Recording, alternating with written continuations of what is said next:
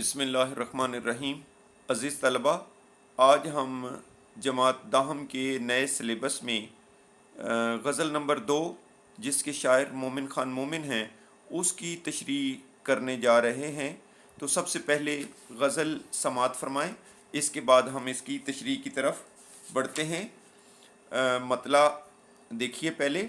اثر اس کو ذرا نہیں ہوتا، رنج راحت فضا نہیں ہوتا، بے وفا کہنے کی شکایت ہے تو بھی وعدہ وفا نہیں ہوتا، ذکر اغیار سے ہوا معلوم حرف نا سے برا نہیں ہوتا، تم ہمارے کسی طرح نہ ہوئے ورنہ دنیا میں کیا نہیں ہوتا، ایک دشمن کی چرخ ہے نہ رہے، تجھ سے یہ اے دعا نہیں ہوتا، تم میرے پاس ہوتے ہو گویا جب کوئی دوسرا نہیں ہوتا، حال دل یار کو لکھوں کیوں کر، ہاتھ دل سے جدا نہیں ہوتا، کیوں سنے عرض مضطرب مومن، صنم آخر خدا نہیں ہوتا۔ دیکھیے مطلب اثر اس سے مراد یہاں محبوب ہے کہ محبوب کو ہماری کسی بات کا اثر ہوتا ہی نہیں، وہ ہمارے دکھ درد ہماری تکلیف کو محسوس کرتا ہی نہیں۔ تو وہ آگے دوسرا کہتے ہیں ذرا نہیں ہوتا، بالکل بھی نہیں ہوتا، یعنی ہمارا اسے کوئی کچھ تھوڑا سا بھی احساس نہیں ہوتا، ہماری کسی بات کا اس پر کوئی اثر ہوتا ہی نہیں، رنج راحت فضا نہیں ہوتا۔ تو رنج کا معنی ہوتا ہے دکھ، راحت کا معنی ہوتا ہے خوشی، اور فضا ہوتا ہے زیادہ کرنا۔ تو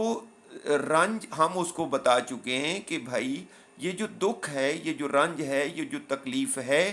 یہ خوشی بڑھانے والی چیز نہیں ہے جو تم ہمیں دیے جا رہے ہو، غم پہ غم دے رہے ہو، دکھ پہ دکھ دے کے دے رہے ہو، تو یہ کوئی خوشی کو بڑھانے والی چیز نہیں ہوتی۔ ٹھیک ہے، یہ رنج خوشی کو زیادہ کرنے والا نہیں ہوتا، یہ ہم اس کو بار بار بتا چکے ہیں، باور کرا چکے ہیں۔ مومن خان مومن نے اس شعر میں جو غزل کا مطلع ہے، محبوب کی سنگ دلی کا مضمون باندھا ہے کہ محبوب کتنا سخت دل ہے، سنگ دل ہے۔ وہ کہتے ہیں کہ میں نے محبوب کے عشق میں طرح طرح کے آلام و مصائب برداشت کیے، دکھ جھیلے میں نے محبوب کے، اور محبوب کی وجہ سے دنیا کے ہزاروں ظلم و ستم سہے ہیں، برداشت کیے ہیں۔ میں نے محبوب کی خاطر زمانے بھر کی اذیتیں، ملامتیں، تہمتیں، رسوائیاں اور بدنامیاں برداشت کی ہیں۔ میں نے وفا کی لاج رکھنے کی خاطر محبوب کی جفاؤں پر جفائیں جھیلی ہیں۔ میں نے ناموس عشق کی پاسداری کے لیے دکھوں اور مصیبتوں کے پہاڑ سہے ہیں۔ عشق کی خاطر میں نے یہ سب کچھ اس لیے برداشت کیا ہے کہ محبوب کے دل پر میری وفاؤں، میری قربانیوں، میری جان نثاریوں کا اثر ہو، وہ میرے جذبہ عشق کی صداقت کا، میرے سچے عشق کے جذبے کو اور میری محبت کے اخلاص اور میری وفاؤں کی دیانت کا اعتراف کرے، مجھے اپنی قربت سے شاد کام کرے، مجھے اپنا قرب نصیب کرے، مجھے اپنی محبت سے نوازے، اپنے قریب کرے۔ یہ سب کچھ میں نے اس لیے کیا۔ اس کی فرقت کے غم یعنی جدائی کے غم اور دکھ برداشت کیے۔ میں نے دنوں نہیں مہینوں، دنوں کو آہوزاری اور راتوں کو اختر شماری کی ہے، یعنی راتوں کو میں جاگتا تھا، تارے گنتا تھا، اور دن کو دکھ اور تکلیفیں جو ہیں وہ میں سہتا تھا محبوب کی جدائی میں۔ تو میں نے محبوب کی بارگاہ میں بار بار التجائیں اور فریادیں کی ہیں کہ وہ میرے غم فرقت کا مداوع کرے، کہ میری جو جدائی ہے اس کا کوئی ازالہ کرے، میری اس جدائی کو اپنے قرب اور محبت میں بدلے، اور مہربان ہو کر میرے رنج کو راحت سے بدل دے، یعنی میرے دکھ کو خوشی میں تبدیل کرے۔ مگر محبوب ایسا بے رحم اور سنگ دل واقع ہوا ہے کہ نہ تو اس پر میری فریادوں اور التجاؤں کا اثر ہوتا ہے، اور نہ میری وفائیں اسے متاثر کرتی ہیں، میری قربانیاں اسے متاثر کرتی ہیں، وہ نہ میری قربانیوں کو خاطر میں لاتا ہے، اور نہ میری جو تکلیفیں ہیں ان کو کسی اہمیت دیتا ہے۔ اس کی یہ سنگ دلی اور بے پرواہی، بے نیازی اور بے رخی میرے غم، میرے دکھوں اور میری تکلیفوں کو اور بڑھانے کا باعث بنتی ہے۔ اگر وہ مجھ پر مہربان ہو جائے تو میرا غم راحت میں بدل سکتا ہے، میرا دکھ میرے سکھ کا پیغام لا سکتا ہے، اور میرا غم میرے لیے خوشی کی نوید بن سکتا ہے، مگر محبوب کی سنگ دلی اور اس کی جو ظلم اور جبر کی وجہ سے میرا رنج جو ہے وہ راحت پیدا کرنے کا باعث نہیں ہوتا، اور میرا غم میرے لیے خوشی کی کلید ثابت نہیں ہوتا۔ تو میں نے بارہا محبوب کو بتایا ہے کہ بھائی یہ جو غم تم مجھ کو دے رہے ہو یہ کوئی میری خوشی میں اضافہ کرنے والی چیز نہیں ہے، یہ کوئی اچھی اور مفید چیز نہیں ہے، یہ تو میرے دکھوں میں اضافہ کر رہے ہیں آپ۔ تو یہ لیکن اس کے باوجود میرے محبوب پر کوئی میری بات اور میرا یہ تکلیفیں، پریشانیاں، مصائب کچھ اس پر اثر انداز نہیں ہوتے، اور وہ غم پہ غم دیے جا رہا ہے۔ اور میں اس کو بتا چکا ہوں کہ غم یا رنج یا دکھ، تکلیف جو ہے یہ خوشی زیادہ نہیں کرتی، یہ دکھ زیادہ کرتی ہے۔ بھائی تم یہ جو میرے دکھوں میں اضافہ کر رہے ہو اے محبوب، میرے محبوب، تو میری طرف ملتفت ہو، مجھے اپنا قرب دو، اور میری بات کا کچھ اثر لو۔ آگے دوسرا شعر دیکھیے، بے وفا کہنے کی شکایت ہے تو بھی وعدہ وفا نہیں ہوتا۔ یعنی وہ کہتا ہے کہ محبوب کو ہم سے یہ شکایت ہے، وہ مجھ سے یہ جب بھی ملتا ہے وہ کہتا ہے تم مجھے بے وفا کہتے ہو، کیوں کہتے ہو؟ یعنی یہ شکایت کرتا ہے اپنے عاشق سے محبوب کہ تم مجھے بے وفا کیوں کہتے ہو۔ اگر اس کو یعنی عاشق کو یہ جب شکایت کرتا ہے کہ تم مجھ کو بے وفا کیوں کہتے ہو، تو اگر اس کو ہم سے یہ گلہ ہے، شکوہ ہے محبوب کو کہ ہم اس کو بے وفا نہ کہیں، تو اس کے باوجود وہ وعدہ پورا نہیں کرتا۔ تو بے وفا وہی ہوتا ہے کہ جو وعدہ پورا نہیں کرتا، وفا نہیں کرتا، بے وفائی کرتا ہے۔ تو محبوب کو اگر یہ شکایت ہے تو وہ اس جو شکایت کو دور کرنا چاہتا ہے تو پھر وعدہ پورا کرے، ہم اس کو بے وفا نہیں کہیں گے۔ تو اردو شاعری کا محبوب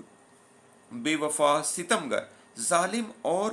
جفا کش ہے، اس کو چاہنے والے اس کی وفاؤں کے امیدوار رہتے ہیں، مگر یہ اس قدر بے نیاز اور سخت دل ہے کہ وعدہ کرنے کے باوجود وعدہ پورا نہیں کرتا۔ اپنی ان تمام کمزوریوں اور خامیوں کا اسے احساس بھی ہے کہ لوگ مجھے بے وفا کہتے ہیں، اور علم بھی۔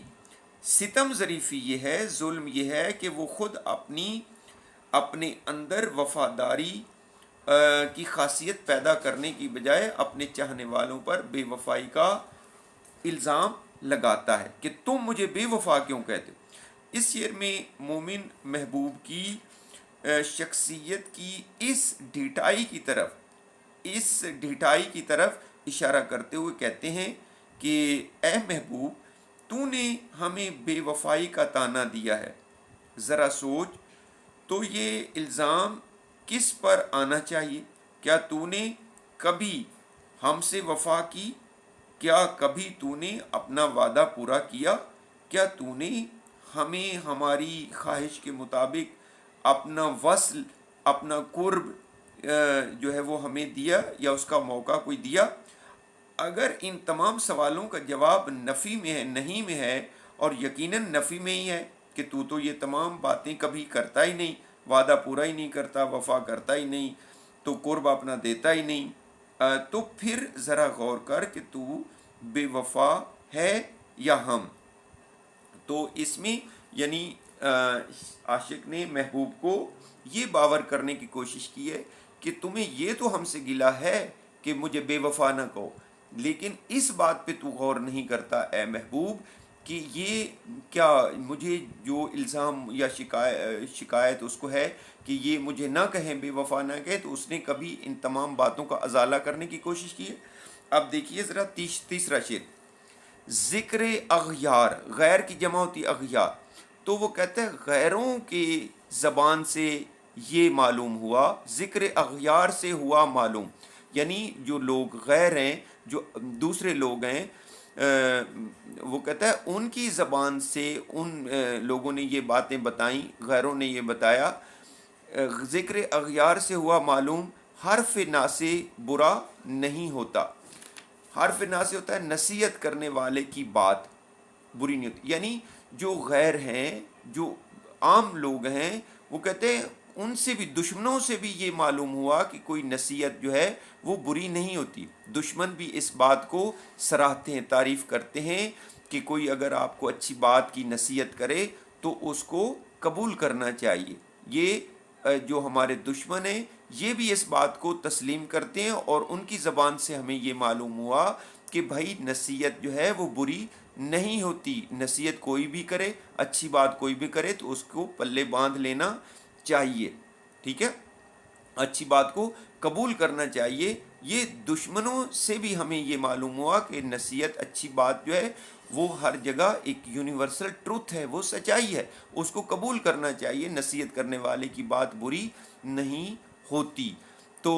جو ناصح ہے، نصیحت کرنے والے کی بات بری نہیں ہوتی۔ تو اس میں شاعر نے یہ سچائی اور جو ایک نصیحت ہے اس کی اہمیت کا ذکر کیا ہے۔ تو آگے دیکھیے چوتھا شعر، تم ہمارے کسی طرح نہ ہوئے ورنہ دنیا میں کیا نہیں ہوتا۔ شاعر اپنے محبوب سے کہہ رہا ہے کہ اے محبوب، ہم نے ہر جتن کر دیکھا کہ ہم آپ کو اپنا بنا لیں، آپ کی خاطر ہر قربانی دی، ہر تکلیف سہی، ہر تانا برداشت کیا، تو وہ کہتا ہے کہ ہم نے ہر کوشش کر کے دیکھ لی، تم ہمارے کسی طرح نہ بن پائے، تم ہمارے کسی طرح نہ ہو سکے، ہم تمہیں حاصل کرنے میں، تمہاری محبت کو حاصل کرنے میں ناکام رہے، ورنہ دنیا میں کیا نہیں ہوتا۔ وہ کہتے ہیں ہر چیز ممکن ہے، ہر کام ممکن ہے، لیکن محبوب کی محبت جو ہے وہ ممکن نہیں ہے، کہ ایک عاشق جو ہے وہ طرح طرح کے جتن کرتا ہے، کوششیں کرتا ہے۔ تو مومن خان مومن نے اس شعر میں ایک سیدھے سادھے انداز میں عاشق کی ناکامی و نامرادی کا مضمون باندھا ہے۔ وہ محبوب سے مخاطب ہو کر کہتے ہیں کہ اے محبوب، ہم نے تمہارے عشق میں طرح طرح کے آلام و مصائب برداشت کیے، تکلیفیں اٹھائیں، تمہاری خاطر ہم نے دنیا کے ہزاروں ظلم و ستم برداشت کیے ہیں، تمہاری خاطر ہم نے زمانے بھر کی اذیتیں، مصیبتیں، ملامتیں، تہمتیں، رسوائیاں برداشت کی ہیں، تمہاری وفا کے لیے ہم نے جفاؤں پر جفائیں جھیلی ہیں، سختیاں، ظلم برداشت کیے ہیں، تمہارے عشق کی لاج رکھنے کے لیے ہم نے دکھوں اور مصیبتوں کے پہاڑ برداشت کیے ہیں، سہے ہیں، تو تمہارے عشق میں ہم نے کڑی سے کڑی آزمائشوں کو برداشت کیا ہے، اور تمہاری خاطر ہم سخت سے سخت امتحانوں سے گزرے ہیں، تمہاری خاطر ہم نے ہر غم اور ہر چوٹ حوصلے سے، ہمت کے ساتھ برداشت کی۔ تو کسی شاعر نے کیا خوب کہا ہے کہ سینے سے لگایا ہے ہر ایک غم تیری خاطر، سینے سے لگایا ہے ہر ایک غم تیری خاطر، ہر چوٹ تیرے پیار میں ہنس ہنس کے سہی ہے، ہر چوٹ تیرے پیار میں ہنس ہنس کے سہی ہے۔ تو مگر دنیا جہان کے یہ سارے جتن کرنے کے باوجود تم ہمارے کسی طرح بھی نہ ہوئے، ہماری ساری وفائیں بیکار ہوئیں، ہماری ساری قربانیاں رائے گاں گئیں، اور ہماری ساری جانثاریوں کا حاصل ناکامی و نامرادی کے سوا کچھ نہ ملا۔ اے محبوب، ہم اپنے مقدر کی سختی اور محرومی کے سوا اور کیا کہہ سکتے ہیں، ورنہ اس دنیا میں کیا کچھ نہیں ہوتا۔ اس دنیا میں تو ہر کام جو ناممکن سے ناممکن کام جو ہے وہ بھی ممکن ہو جاتا ہے اور ہو سکتا ہے، اور وہم و گمان میں نہ آنے والی باتیں بھی حقیقت کا روپ دھار جاتی ہیں، حقیقت بن جاتی ہیں، مگر ہم شاید ازل کے تہی قسمت تھے، بد قسمت تھے، جو اپنی ساری کوششوں کے باوجود بھی تمہیں حاصل کرنے اور اپنا بنانے میں ناکام رہے ہیں، ورنہ دنیا میں تو ہر کام ممکن ہوتا ہے۔ پانچواں شعر دیکھیے، ایک دشمن کے چرخ ہے نہ رہے تجھ سے یہ اے دعا نہیں ہوتا۔ تو اس شعر میں مومن خان مومن یہ کہہ رہے ہیں، دعا سے کہہ رہے ہیں کہ دعا گویا اللہ تعالیٰ ہی دعا قبول کرتا ہے، تو دعا کو کہہ رہے ہیں کہ اے دعا، ہم نے اتنی دعائیں مانگی، ہماری ایک بھی دعا قبول نہیں ہوتی، اور دعاؤں میں سے صرف ایک دعا جو ہے، باقی چلے دعائیں اگر قبول نہیں بھی ہوئیں تو کوئی بات نہیں، دعا کو ایک قسم کا شکوہ کر رہے ہیں کہ اے دعا، تو ہمارا ایک بھی کام نہیں کر سکتی، ایک بھی قبول نہیں ہوتی، تو ہماری دعا ایک بھی، اے تو یہ کام ہمارا نہیں کر سکتی، کیا کہ ہمارا ایک دشمن ہے۔ اور وہ دشمن کون ہے؟ شاعروں کے نزدیک جو مصائب آلام جو ہیں وہ آسمان سے آتے ہیں، تو آسمان کو شاعر اپنا دشمن قرار دیتے ہیں کہ وہ ان کی بری قسمت کا ذمہ دار ہے، بلائیں مصیبتیں ان کے لیے آسمانوں سے نازل ہوتی ہیں۔ تو شاعر یہ کہہ رہا ہے کہ اے دعا، ہمارا ایک دشمن ہے، اور وہ کون ہے؟ چرخ ہے، وہ آسمان ہے، جو ہمارے لیے بدقسمتی کا سبب بنتا ہے، ہمارے لیے مصائب، مصیبتیں، پریشانیاں آسمان سے نازل ہوتی ہیں۔ تو اے دعا، ایک ہمارا کام کر کے ہمارا یہ دشمن جو ہے یہ ختم ہو جائے، یہ نہ رہے۔ وہ اور کون ہے؟ وہ آسمان، یعنی آسمان جو ہے وہ ہمارا دشمن مٹ جائے، ختم ہو جائے، جس سے ہمارے لیے بری قسمت نازل ہوتی ہے، ہماری دعائیں قبول نہیں ہوتی، اور ہماری تمام پریشانیوں، دکھوں اور بری قسمت کا ذمہ دار چرخ ہے، آسمان ہے۔ اور اے دعا، ہم یہ تجھ سے کہہ رہے ہیں کہ ہماری ایک دعا قبول ہو جائے اور وہ ہمارا دشمن ختم ہو جائے، یعنی آسمان نہ رہے۔ آگے چھٹا شعر دیکھیے، تم میرے پاس ہوتے ہو گویا جب کوئی دوسرا نہیں ہوتا۔ یہ بہت ہی عمدہ اور اعلیٰ شعر ہے۔ تو اس میں مومن خان مومن کا یہ شعر جو ہے ان کے خوبصورت ترین شعروں میں سے ایک ہے، جس کی داد دیتے ہوئے جو ہے نا مرزا غالب جیسے کسی کو خاطر میں نہ لانے والے شاعر نے، یعنی جو مرزا غالب ہیں وہ کسی کو خاطر میں نہیں لاتے تھے، اہمیت نہیں دیتے تھے، لیکن انہوں نے اس شعر کے بارے میں بے ساختہ یہ الفاظ کہے تھے کہ کاش مومن میرا سارا دیوان لے لیتے، میری غزلوں کا سارا جو مجموعہ ہے، پوری کتاب ہے، وہ لے لیتے اور یہ شعر مجھے دے دیتے۔ یہ اتنا غالب کو اچھا یہ شعر جو ہے وہ لگا تھا۔ تو مومن نے اس شعر میں محبوب کے تصور کی قربت کا مضمون باندھا، یعنی خیالات کے اندر وہ جو محبوب کو آپ محسوس کرتے ہیں اپنے دل کے اندر، چونکہ انسان کا دل جو ہے وہ محبوب کا گھر ہے، وہ دل میں محبت ہوتی ہے، دل، تو اس لیے شاعر کہتے ہیں کہ اے محبوب، تم میرے دل میں ہو، تو جب میرا دل کرتا ہے تو میں تجھ سے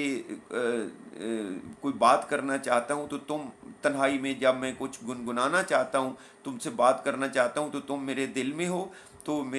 جب اس وقت تم میرے پاس ہوتے ہو جب کوئی دوسرا نہیں ہوتا، تم میرے پاس ہوتے ہو گویا جب کوئی دوسرا نہیں ہوتا۔ تو کسی شاعر نے کیا خوب کہا تھا کہ دل میں ہے تصویر یار، ذرا گردن جھکائی دیکھ لی، دل میں ہے تصویر یار، ذرا گردن جھکائی دیکھ لی۔ تو اس لیے شاعر یہ کہتا ہے کہ تم میرے پاس ہوتے ہو گویا، اگرچہ تم میرے پاس ہر وقت دل میں موجود ہو، تمہاری محبت موجود ہے، تمہارا ٹھکانہ میرا دل ہے، تمہارا گھر میرا دل ہے، تو جب کوئی دوسرا نہیں ہوتا میں گنگنا لیتا ہوں، تمہیں یاد کر لیتا ہوں اور تم سے باتیں کر لیتا ہوں۔ تو اس سے شاعر اگرچہ یہ مضمون بہت سے شاعروں کے ہاں ملتا ہے، مگر جس سادگی اور پرکاری کے ساتھ، مہارت کے ساتھ مومن نے اسے بیان کیا ہے، وہ انہی کا حصہ ہے، وہ انہی کو کریڈٹ جاتا ہے، جس کی بدولت یہ شعر جو ہے وہ سہل ممتنع کی خوبصورت مثال ہونے کے ساتھ ساتھ، یعنی ایک آسان لینگویج میں سہل ممتنع کہتے ہیں جو آسان الفاظ میں بات کہی جائے، تو مثال ہونے کے ساتھ ساتھ جدت بیان کا شاہکار بھی بن گیا۔ تو وہ محبوب کو مخاطب کرتے ہوئے کہتے ہیں کہ اے محبوب، جب میں اکیلا ہوتا ہوں، جب میرے پاس کوئی دوسرا شخص موجود نہیں ہوتا، اس وقت تمہارا تصور میرے پاس آ بیٹھتا ہے، میرا جو خیالوں میں تم آ جاتے ہو، اور مجھے یوں محسوس ہوتا ہے کہ جیسے تم خود میرے پاس آ بیٹھے ہو۔ میں تمہارے تصور سے اس طرح باتیں کرتا ہوں جیسے واقعی تم سے باتیں کر رہا ہوں، تو مجھے دوسروں کی مانند تم سے یہ شکوہ کرنے کی ضرورت پیش نہیں آتی۔ تو کسی شاعر نے کیا خوب کہا ہے کہ تصور میں چلے آتے تمہارا کیا بگڑتا تھا، تصور میں چلے آتے تمہارا کیا بگڑتا تھا، تمہارا پردہ رہ جاتا ہمیں دیدار ہو جاتا، تمہارا پردہ رہ جاتا ہمیں دیدار ہو جاتا۔ تو بلکہ میرا عالم تو یہ ہے کہ دنیا کی نظروں میں تو خلوت نشین ہوں، یعنی میں بالکل تنہا ہوں، مگر میری بزم خلوت تمہارے تصور کی بدولت میرے لیے بزم جلوت بن جاتی، یعنی میں تنہا ہوں ظاہری طور پر، لیکن یہ تمہیں جب میں اپنے خیالوں میں بسا لیتا ہوں، یاد کر لیتا ہوں، تو میری یہ جو تنہائی ہے یہ بزم جلوت بن جاتی، رونق والی محفل اور بن جاتی ہے، کہ جس طرح گیدرنگ میں انسان خوش ہوتا ہے۔ تو اس لیے شاعر کہتا ہے کہ تم میری تنہائیوں کے ساتھی ہو، اور بہت ہی یہ عمدہ شعر ہے۔ تو چنانچہ یہ غالب کہتا ہے کہ میں سمجھتا ہوں کہ جس وقت میرے پاس کوئی دوسرا شخص موجود نہیں ہوتا، اس وقت تمہارا تصور میرے پاس اس طرح موجود ہوتا ہے کہ گویا تم خود میرے پاس موجود ہو۔ اب دیکھیے 7واں شعر ذرا، اس میں حال دل یار کو لکھوں کیوں کر، ہاتھ دل سے جدا نہیں ہوتا۔ اب وہ کہتے ہیں کہ حال دل ہوتا ہے دل کا حال، کہ میں اپنے محبوب کو ایک خط لکھنا چاہتا ہوں، اس کی آپ کو حالت لکھ کر بتانا چاہتا ہوں، بیان کرنا چاہتا ہوں، اس کو خط بھجوانا چاہتا ہوں، تو کہ میرا یہ حال ہے اے محبوب، تمہاری جدائی میں، تمہاری تنہائی میں میری یہ کیفیت ہو گئی ہے، تو میرا یہ حال ہے۔ تو وہ کہتا ہے کہ میں حال دل اپنے محبوب کو، اپنے یار کو کیسے لکھوں، کیوں کر لکھوں۔ وہ کہتا ہے خط ہاتھوں سے لکھا جاتا ہے، تو وہ کہتے ہیں ہاتھ میرے جو ہے نا وہ مصروف ہیں، ہاتھ بیزی ہیں، کہ ہاتھ دل سے جدا نہیں ہوتا، کہ میرا چونکہ دل اے محبوب تم نے زخمی کر دیا ہے، میرا دل جو ہے وہ چھلنی ہے، میرا دل پارا پارا ہے، تو میں نے اپنے ہاتھ سے اپنے دل کو سنبھالا ہوا ہے، ٹھیک ہے، میرا ہاتھ دل پہ ہے، تو میں نے اپنے دل کو سنبھالا ہوا ہے، تو اس لیے اے محبوب میں تمہیں کس طرح ہاتھ سے خط لکھوں، کہ اگر ہاتھ اٹھاؤں دل سے خط لکھنے کے لیے تو جان چلی جاتی ہے، اور اگر ہاتھ دل پر رکھوں تو دل کو میں نے سنبھالا ہوا ہے، کہ میرے اندر یہ جو رمق تھوڑی سی باقی ہے، جان باقی ہے، تو اس کو میں زندہ بھی رہنا چاہتا ہوں، تو اس لیے وہ کہتے ہیں حال دل یار کو لکھوں کیوں کر، ہاتھ دل سے جدا نہیں ہوتا، تو ہاتھ دل سے ہٹتا نہیں ہے، اگر ہاتھ ہٹاؤں خط لکھنے کے لیے تو جان جاتی ہے، تو اس لیے دل کو میں نے تھاما ہوا ہے، دل کو میں نے سنبھالا ہوا ہے۔ اور آخری شعر دیکھیے مقطع، کیوں سنی عرض مضطرب مومن، صنم آخر خدا نہیں ہوتا۔ وہ کہتا ہے کیوں کر کیسے وہ سن سکتا ہے ہمارا محبوب، عرض مضطرب، بے چین کی، مضطرب کہتے ہیں بے چین کی، عرض کہتے ہیں درخواست کو، التجا کو، کہ ایک بے چین بندے کی بات، ایک بے چین بندے کی عرض درخواست محبوب کیسے سن سکتا ہے، وہ سن نہیں سکتا، اور نہ وہ سنتا ہے۔ صنم کہتے ہیں محبوب کو، اور صنم کہتے ہیں بت کو بھی، ٹھیک ہے، جو پتھر کا ہوتا ہے۔ تو چونکہ ہندوازم میں صنم جو ہے وہ خدا کو بھی کہتے ہیں، تو محبوب کو بھی کہتے ہیں، وہ کہتے ہیں صنم آخر خدا نہیں ہوتا، یہ جو بت ہے نا، ٹھیک ہے، یہ خدا نہیں ہو سکتا، یہ بت ہے، تو محبوب بھی ایک بت ہے، ایک صنم ہے، وہ خدا نہیں، اور خدا کا کام ہے کہ وہ دعائیں کو سنتا ہے، التجاؤں کو سنتا ہے، ایک بے چین کی فریاد کو سنتا ہے، تو محبوب کوئی نعوذ باللہ وہ کوئی خدا نہیں ہے کہ وہ کسی بے چین کی کوئی بات سن سکے یا اس پر۔ مومن خان مومن کے اس شعر میں جو غزل کا مقطع ہے، محبوب کی سنگ دلی کا مضمون باندھا ہے، کہ محبوب کتنا سنگ دل ہے، سخت دل ہے، عاشق جو ہے وہ محبوب کو صنم کہتے ہیں، اور صنم پتھر کے بت کو بھی کہا جاتا ہے. پتھر کے بت کے سینے میں چونکہ دل کی جگہ بھی پتھر ہی ہوتا ہے، اس لیے سنگ دلی اس کی ایک خصوصیت قرار پاتی ہے. تو محبوب چونکہ اپنے عاشقوں کی التجاؤں، آرزوؤں اور خواہشات کو بے دردی سے ٹھکرا دیتا ہے، تو اس لیے وہ اسے بت کی طرح سنگ دل قرار دیتے ہیں اپنے محبوب کو، جو اپنے چاہنے والوں کی درخواستوں، خواہشات اور ارمانوں اور آرزوؤں سے بالکل بے نیاز ہوتا ہے. نہ اسے کسی عاشق کی کوئی بے چینی، بے قراری متاثر کرتی ہے، اور نہ وہ کسی کی حالت زار جو ہے نا، بری حالت کو دیکھ کر مائل بکرم ہو جائے کہ اس کے اندر نرمی پیدا ہو جائے اور رحم کرے. تو مومن خان مومن محبوب کی یہ ساری کیفیات دیکھتے ہیں، اور ان کیفیات کو دیکھ کر ان کا دل کڑتا بھی ہے، مگر ایک سچے عاشق کی طرح وہ محبوب کے حسن و جمال کا احترام کرتے ہیں. وہ اس کے کسی عیب، خامی یا برائی پر انگلی اٹھانے کی بجائے ایک شائستہ اور مہذب عاشق کی طرح اس کا جواز بڑے سلیقے سے پیش کرتے ہیں. اور یہ جواز، یہ بہانہ پیش کرتے ہوئے وہ کہتے ہیں کہ آخر محبوب کسی بے چین و بے قرار عاشق کی مضطربانہ التجا